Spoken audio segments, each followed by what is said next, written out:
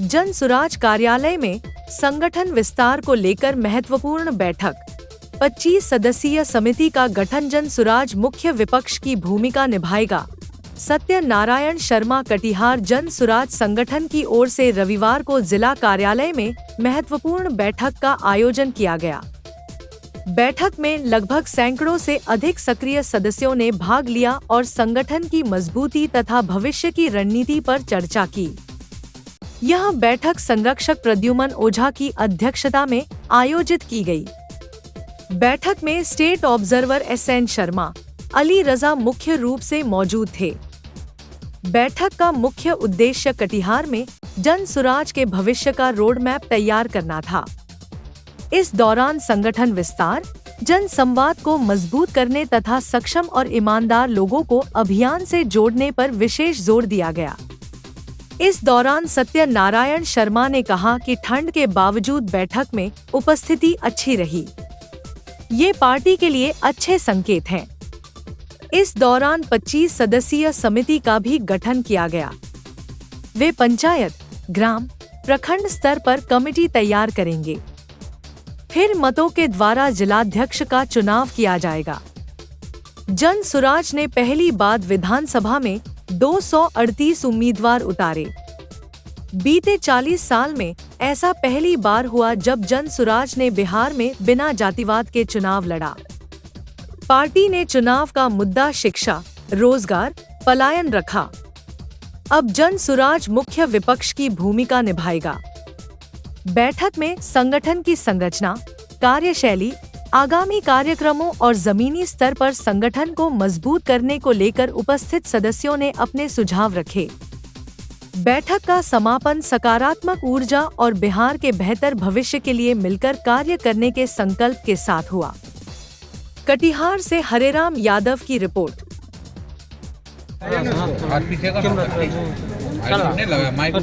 ठीक चल आ जाए। जी, संगठन की मजबूती को लेकर के बैठक आयोजित की गई थी।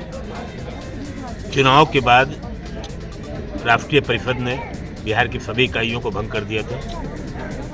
नए संगठन को बनाने के लिए आज हम लोग संगठन किस तरह बनेगा संबंध विचार विमर्श करने के लिए आज एक बैठक बुलाई गई थी।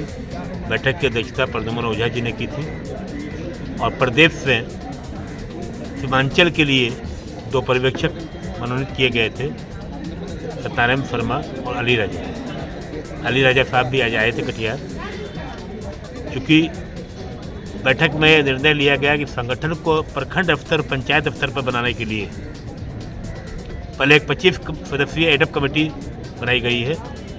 वो एडप कमेटी पंचायत तक जाकर के पंचायत का संगठन बनाएगी, प्रखंड का संगठन बनाएगी। उसके बाद पंचायत और प्रखंड के संगठन द्वारा जिलाध्यक्ष का चुनाव वोटिंग के द्वारा होगा। यह निर्णय आज की बैठक में लिया गया है और प्रदेश नेतृत्व द्वारा भी यही आदेश दिया गया है। क्या आगे भी और कोई रणनीति होगी, क्योंकि करारी हार थी इसको लेकर? देखिए, करारी हार का क्या कारण रहा है वो तो आप भी जानते हैं, मैं भी जानता हूँ।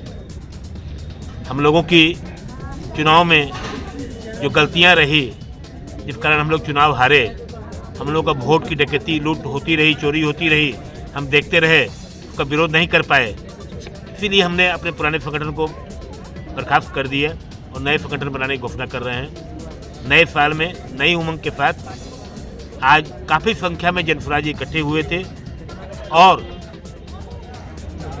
आने वाले समय में बिहार, आज सभी का मानना था कि बिहार में चुनाव में हम सदन में नहीं पहुंच पाए हैं, लेकिन विपक्ष की भूमिका जोर शोर से जनसुराज उठाएगा और जनसुराज विपक्ष की भूमिका में पूरी तरह मुस्तैद रहेगा। सभी कार्यकर्ता जुड़े रहेंगे। कई बागी लोग भी यहाँ मौजूद थे जो बागी थे। जो देखिए, सुबह का भूला शाम में घर लौट के आ जाए तो बागी नहीं कहा जाता है।